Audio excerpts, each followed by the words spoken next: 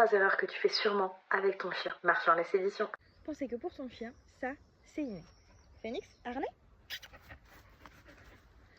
Eh ben c'est pas inné, ça demande du travail. Ça demande aussi du travail qui reste calme quand on clipse des deux côtés. Et ça, c'est un chien qui est content de mettre son harnais. On passe à la numéro 2.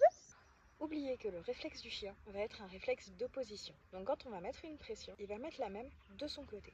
Ce qui signifie que quand je fais ça, ma chienne va faire la même chose de l'autre côté en appliquant exactement la même pression que moi et la même force que moi. Ça se travaille.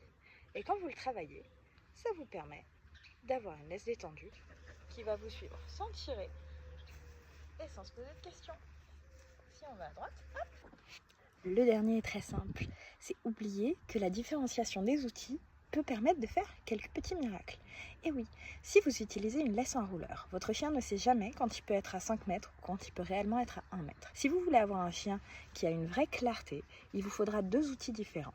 Un outil qui va être l'outil de ville, de travail, et un outil qui va plutôt être celui des vacances et qui va vous permettre de différencier les choses et de lui dire, là, quand on a la longe par exemple, longue longe, tu peux faire ta vie, tu peux galoper un peu. On rappelle quand même que la longe demande une gestion de votre part de la longe.